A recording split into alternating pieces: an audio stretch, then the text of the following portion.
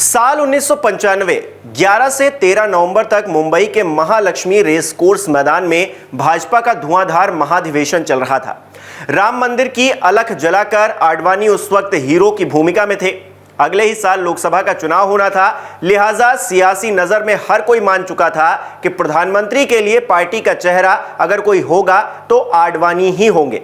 लेकिन तभी आडवाणी ने मंच से घोषणा की और चारों तरफ सन्नाटा छा गया।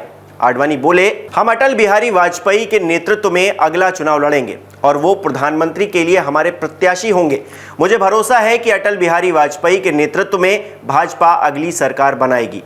आडवाणी की इस घोषणा के बाद जब अटल बिहारी माइक पर आए तो हैरानी भरे लहजे में बोले, भाजपा चुनाव जीतेगी, सरकार बनाएगी और आडवाणी प्रधानमंत्री होंगे।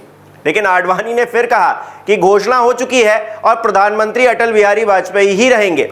जिस पर अटल बिहारी बोले, क्या घोषणा कर दिया आपने, कम से कम मुझसे बात तो कर लेते।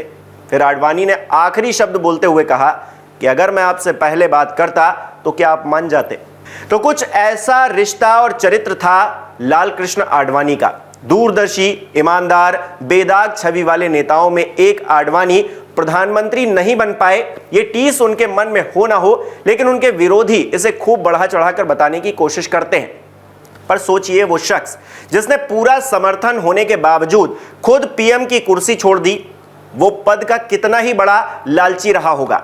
हालांकि कुछ लोग इसे आडवाणी की सबसे बड़ी गलती भी मानते हैं, क्योंकि इस एक फैसले ने आडवाणी को हमेशा हमेशा के लिए नंबर 2 का नेता बना दिया, जबकि राम मंदिर की लड़ाई ने उन्हें बीजेपी में सबसे आगे लाकर खड़ा कर दिया था। 1996 में जब लाल कृष्ण आडवाणी पर हवाला के आरोप लगे तो उन्होंने सबसे पहला फैसला लोकसभा की सदस्यता छोड़ने का किया था और कहा था कि जब तक वो आरोप मुक्त नहीं हो जाते तब तक चुनाव नहीं लड़ेंगे। क्या ये कोई आम बात थी? बिल्कुल भी नहीं थी, क्योंकि आमतौर पर ऐसा नहीं होता। नेताओं को पद का सबसे ज्यादा लालच होता है, मोह होता है, लेकिन आडवाणी के साथ ऐसा बिल्कुल भी नहीं था। 8 अप्रैल 1997 को दिल्ली हाईकोर्ट और 2 मार्च 1998 को सुप्रीम कोर्ट से क्लीन चिट मिलने के बाद आडवाणी ने चुनाव लड़ा। अटल बिहारी वाजपेयी ने 13 दिन, 13 महीने और फिर पूरे 5 साल तक के लिए जब सरकार चलाई तो आडवाणी उसमें नंबर 2 के नेता हमेशा रहे। आजाद भारत के इतिहास में यह पहली बार था जब अटल के तीसरे कार्यकाल में आडवाणी को डिप्टी पीएम बनाया गया। कुछ लोगों का मानना है कि अटल जहां सौम्य स्वभाव के थे तो आडवाणी बहुत ही आक्रामक स्वभाव के थे। राम मंदिर आंदोलन के बाद तो उनकी एक अलग छवि बन ही गई थी। वो गठबंधन सरकारों का दौर था जहां पर मंदिर यात्रा करके आडवाणी एक कट्टर नेता के तौर पर उभरे थे। बीजेपी की सियासत के लिए ये अच्छा भी था और खराब भी। बीजेपी के अंदर ही कुछ लोगों को लगता था कि अगर आडवाणी को आगे रखा गया तो जीत का स्वाद चखना शायद भारतीय जनता पार्टी के लिए मुश्किल हो जाएगा।